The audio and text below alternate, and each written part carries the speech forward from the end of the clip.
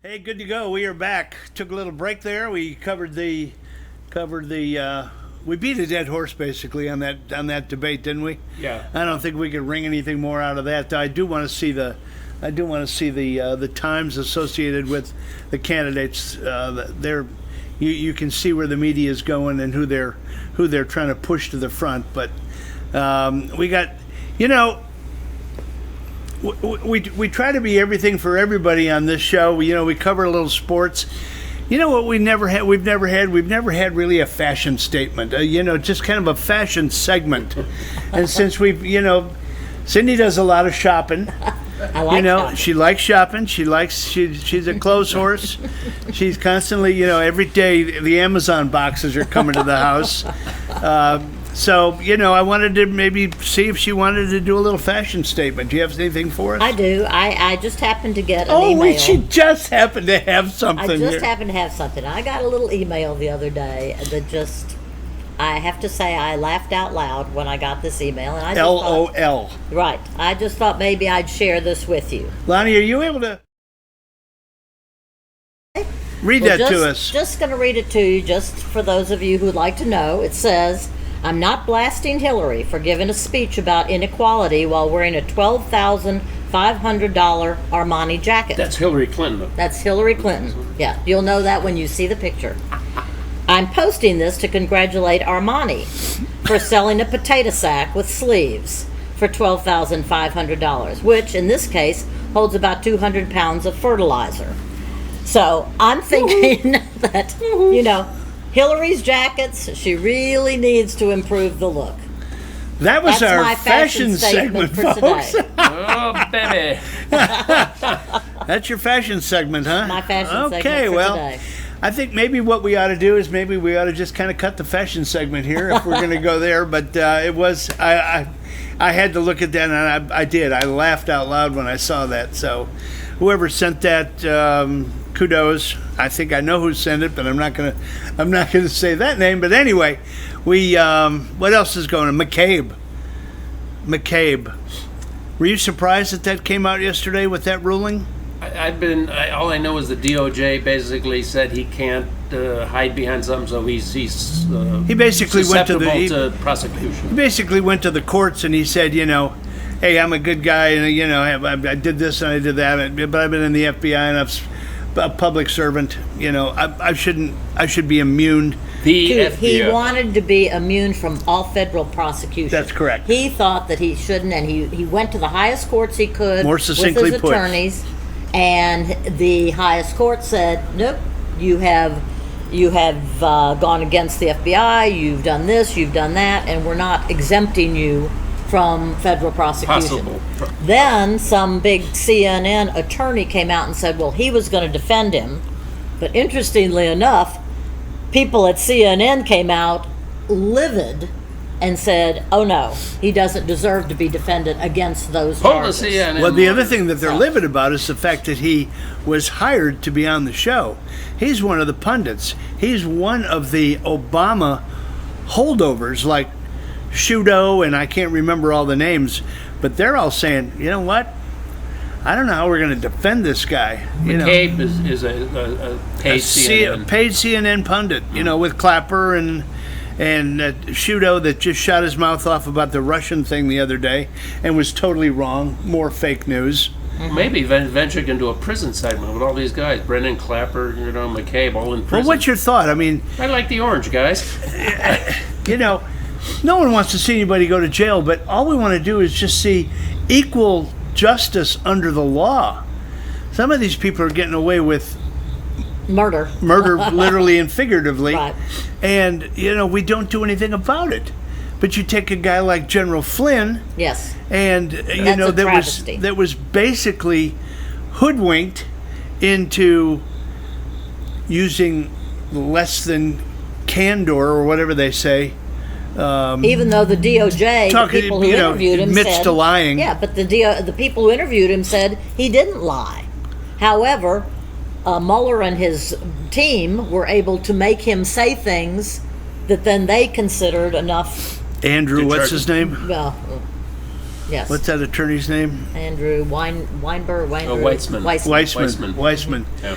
You know, so will McCabe go down? I don't know. I think he'll be tried. Will he serve time? I don't know. Will he be under house arrest? Will he be wearing an ankle bracelet? You know, what I'm hopeful of is that we really get down into the meat of the dossier, the Steele dossier, The FISA abuse. the FISA warrants. Right. I'm Fusion GPS. really looking Right. forward to. Well, we need that first marble to fall, and if he's the one, if it happens, if there's, if the courts indict him or whatever else, then there have to be other indictments that go along with it, and he may be the start of it. I don't know, but we do know that things are hopefully starting to roll. Yeah. We hope. Yeah. But John Bolton. Yeah, I just saw that he got fired. I wasn't quite sure, for cause or reason or was given, or just that Well, he's at loggerhead with Pompeo yes, and not Trump. Well, not so okay. much Pompeo as Trump. But I thought, I thought Trump knew, his track record when he brought him on board. So. Brian when I took Brian down yesterday, he and I had a long time to chat, and I'm really of the mind that Trump purposely brings people around him that will give him all of the opinions, not just yes men or yes women that say, yes, Mr. Trump, you're right. He wants someone to give all the opinions, whether he agrees with them or not. And that's why he Bolton, I believe, is a deep state warmongering guy who wants to make sure that he's paying homage to all the munitions factories. He wants to keep turmoil going. So what he did is he talked about the Libyan model as to how we get North Korea to disarm. So the Libyan model to the North Koreans, to the head of North Korea, was a scare tactic. The little leader over there doesn't want to see himself dragged through the streets of North Korea like Omar Gaddafi was and killed. And that's basically what the Libyan model was. He thought he was going to get a lot of economic help for disarming. Granted, he disarmed, thought he was going to get a lot of economic help, Gaddafi, and it never really came. And then the Arab Spring happened, and then there was blood in the streets, and eventually he was killed and taken down. That's what John Bolton refers to as the Libyan model, and he said, maybe we ought to offer the Libyan model to North Korea, and that just set off a firestorm. But I guess we are back on track. We are going to have another meeting with the North Koreans about disarmament, and I think it was supposed to happen within about 30 days or so. I believe. I'm not. Yeah, and I find it interesting. All the media and the pundits, of course, saying, why is Trump, playing up to this little dictator and all that. And Xi Jinping and all the other people he's talking to, Iran. I mean, at least he is engaging exactly on a regular basis with all these outfits. And before, it'd be months. They wouldn't even be in the news. They wouldn't even. Well, that was Bolton's MO. He would say, "You're the president. They should not be allowed to have an audience with you." Well, I go back even farther than Bolton. I go back into the former administration. Yeah. Obama. I mean, right. He was AWOL with a lot of these issues. I mean, right. he never got engaged. He wouldn't even meet with Netanyahu. Well, he didn't like that now. Yeah. But, I mean, all these other ones, though, I think, at least there is some sort of engagement. There's discussions, and, there's been some forward progress in them. Well, obviously, these people have not heard about the old adage about, keep your friends close, but keep your enemies closer. Yeah. And obviously Trump has done that, and as a result, we've got, I think he's got a hold of things. Now, some people may not, but I think he does. Well, again, there's not instant solution to these things. Negotiating with all these countries with all the issues on the table between them and us, it's just not an overnight sensation. It's going to take time. Yeah. And he could still be working on these well into his next administration. Tucker Carlson had something, changing gears a little bit. Tucker Carlson had something on a couple of nights ago, talking about going back to some of the things revolving around 9/11. You know, there's been an ongoing lawsuit against the Saudis by several of the families, and they're trying to identify 11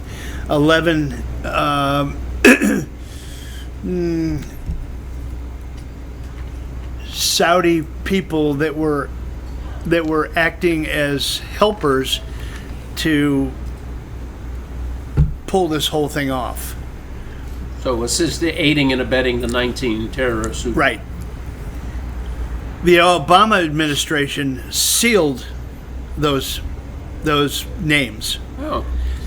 They did it for a specific reason, because they needed support for the Iranian deal when they gave them how many millions of dollars from the Saudis. So in exchange for sealing those, they got Saudi support to say that, yes, it is okay what you did, and you've got the arms agreement with Iran. Okay? You follow me? I didn't know that connection was Yeah, there.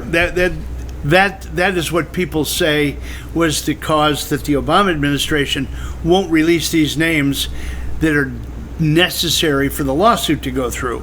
Well, fast forward to the Trump administration and the new Department of Justice head, and now they are in negotiations to release those names Oh boy. of the Saudis, and that lawsuit potentially will go through. It was a really good piece that, and I can't remember the name of the attorney. A friend of mine, Ross, sent me a lot of good information about that. Klein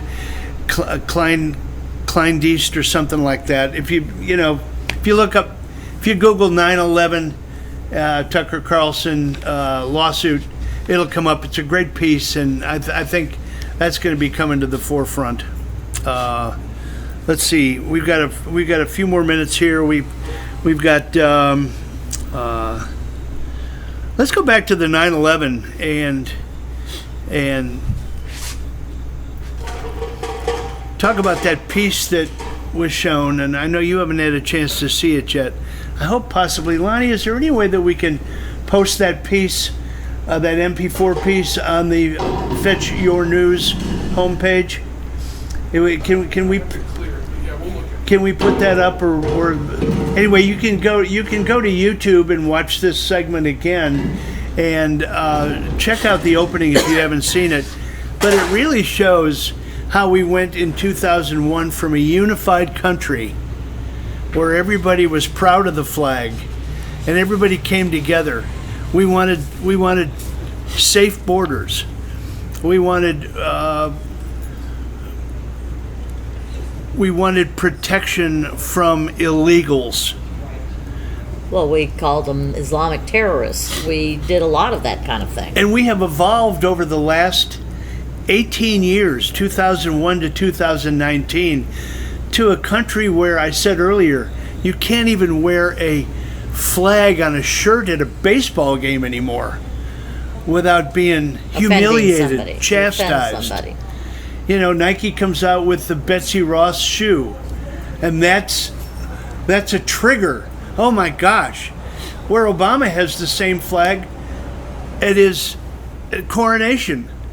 That was the backdrop of Obama's coronation, and he called it a coronation. Coronation. Yeah. But anyway, if you got any thoughts on that, I Well, think my you do. thoughts on that is the New York Times got into a little bit of trouble after Imagine that. when they were tweeting about what happened on 9/11, and their original tweet was, 18 years have passed since airplanes took aim and brought down the World Trade Center. Airplanes took aim. Today, families will once again gather and grieve at the site where more than 2,000 people died. Let me So tell you. airplanes are like guns now? Well, exactly. They got a mind of And their let own. me SUVs? tell you, They got a mind of their own. they got blasted when they made that statement. As they should. 18 years after nearly 3,000 people were lost and families were killed. They had They then came back and redid it, but they had to be publicly shamed. Is what most people said when they came back against them, to tell what really happened. That some planes did some things. Does that sound familiar? Some people did something. Representative Omar? You know, some people, some planes, and they got blasted about the fact that it wasn't planes, it was Islamic terrorists that killed these people, that hit these. They flew the planes that hit these buildings. Yeah. And that's what they were trying to say, and it was a huge, big thing. They had to delete that post. Accidentally, said they accidentally, they said that accidentally. They didn't mean to. But just 2 days before that, the Times had to delete a post that praised communist Mao Zedong. I don't know how Mao you say it, Zedong. Mao. whose policies led to the deaths of some 45 million people. The Times posted a thing that said Mao, whatever, died on this day in 1976. The Times said he began as an obscure peasant and died one of history's great revolutionary figures. Well, they had to delete that. And they said, we deleted a previous tweet about Mao Chairman that Mao. lacked critical historical content. So the Times was thoroughly ripped for their mistakes, which noticeably all take place kind of going in one direction. So while planes took down those buildings and some people did something, what direction does that tell you that the thing that you had up at the beginning, that great video, exactly what the girl was saying?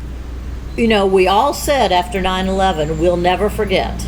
Well, we have. Well, we've forgotten how a tragedy like that brought this country together, and we all were in the same vibe about protecting this country and making it safe and flying the American flag, and now you've got flags burning in the streets. We didn't forget, and unfortunately we've got people in Congress who continue to try to make us forget. And actually, AOC on the day of 9/11 told a bunch of people that it was hurtful to Ilhan Omar to have these celebrations or have these remembrances because people took it out on her. No. Now, So I think you should, change never forget to always remember. Yeah. exactly. Always remember. Yeah. Well, I see the star of the show has shown up. We've got Rena here, and of course we've got our segment with Jesse Barton. So why don't we go to winners and losers, and we'll Ladies first. Yeah. My loser would be ABC and the debacle that they carried last night. My winner is actually Tom Homan, who's the former ICE head under Obama, by the way, who was at a subcommittee where he stated the facts of what's happening at the border. And Deborah Wasserman Schultz said, I think it's important to make sure that the jingoistic, bigoted testimony of Mr. Homan is called out as nearly completely untrue, as being an outrage, and as a former official directing the Immigration and Customs Agency, he should know better, she said. And he came back on her and said, what did I say that was inaccurate? And he said, I've forgotten more about this issue than you'll ever know. Everything I've said here is accurate, and if you want to go toe-to-toe with me, I'm here. Take me on anytime.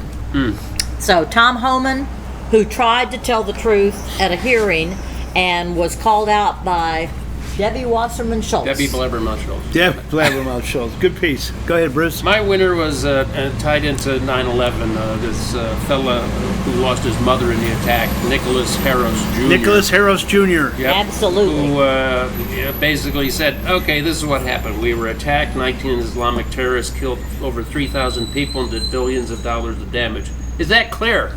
You got that now? He said, showing I some loved it when he respect said, and you got honoring- that now? Honoring these people. And my loser is, just coming back from San Francisco. The San Francisco City Council just passed a resolution deeming the NRA a domestic terrorist organization. So all you NRA members out there, over 5 million of you, and your family and your kids and all that, you're all domestic terrorists. Amazing. That's good. My winner of the week is going to be the EPA Administrator, Andrew Wheeler. He announced a decision at an event in D.C. on Thursday following years of controversy surrounding the issue.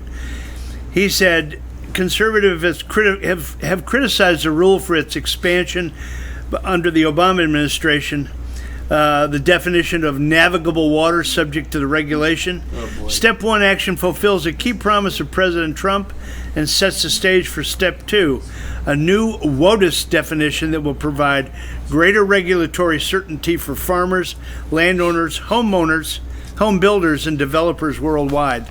Hats off to Administrator Andrew Wheeler and the EPA. And my winner of the week is going to be Trump again.